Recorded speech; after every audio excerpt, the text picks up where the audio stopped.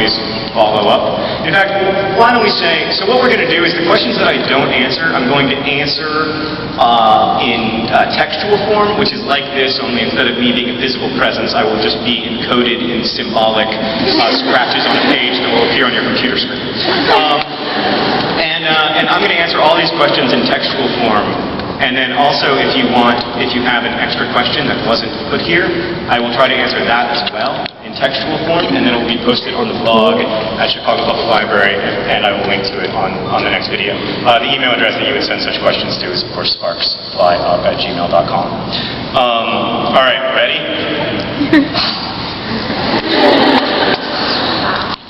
I'm going to bust it out in my best Question Tuesday voice.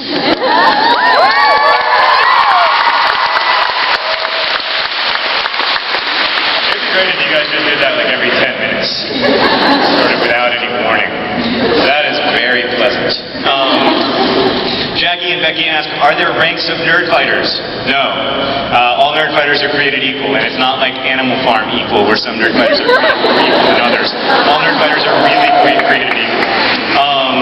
Kate asks, was Alaska a real person or based on a real person you knew in high school? Yeah, but that real person's kind of me.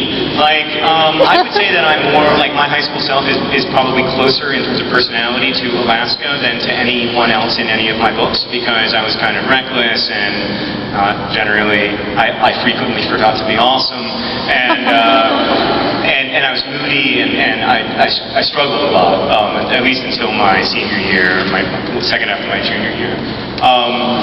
In some ways, the character is also based on people I knew in high school. The way I misimagined girls when I was in high school certainly informed that character, because I think all high school boys, listen up high school girls, high school boys are busy in the business of misimagining you. And in fairness, high school girls are also misimagining high school boys.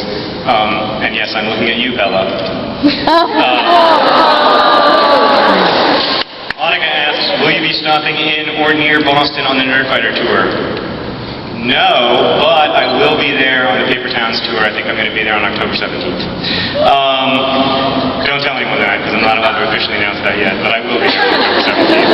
But I'm not allowed to say it out loud. Let's pretend I did it telepathically.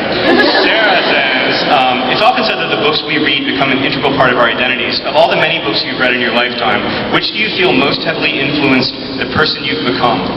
That's a really good question, and it necessitates that I pick a book that I read when I was younger, which is unfortunate. I think Catcher in the Rye was really influential to me in terms of my, well, of course you like it, we're reading it, in terms of my, the way I thought about being a person, because I always felt this sort of huge disconnect between me and the rest of the world. And when I saw that Holden Caulfield, in his massively unlikable and unhealthy way, also feels very disconnected from the rest of the world, it was this tremendous comfort to me, and I started to think that that maybe the way that I felt, instead of being so unusual, was closer to universal.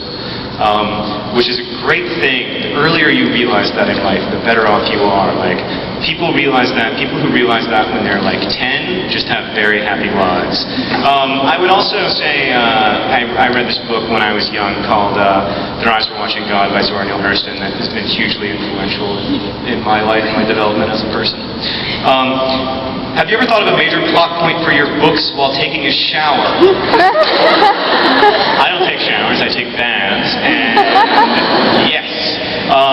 In fact, I think that kind of the bath is the last great place to think about that kind of thing, because it's quiet, this is one of the very difficult things about reading and writing in today's world, is that it requires contemplative time. You can't read a book while you're playing Halo. And because you can't do that, you have to, I think this is almost unique to reading, is you have to spend time alone with the text, and you have to spend quiet, extended time alone with the text, which really allows you to be thoughtful in a way that you can't be while 87 things are going on, and you have to check your MySpace, and you have to tweet on Twitter, and you have to, do everything else all at the same time, and everything's got to get done, and reading is the only time where all of that has to shut up. There's no second choice.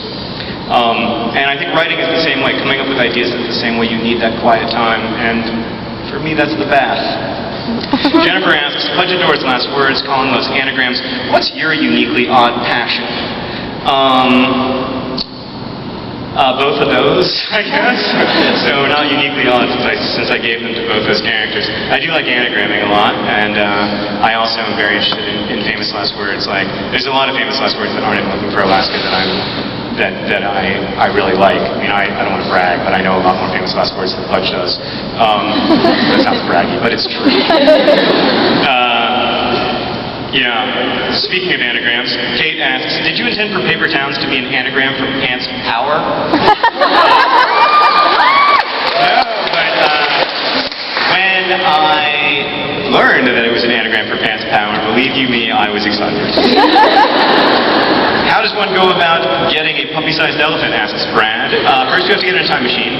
Then you have to go back about 700 years, and then you have to go to the small islands in the South Pacific, and it's not quite puppy-sized, but it's like 70 pounds, so it's like German Shepherd-sized elephants. And presumably when they are little, they would then be puppy-sized elephants. So that would be the best way to do it. Or make me the world's happiest little nerd fighter by genetically designing a puppy-sized elephant.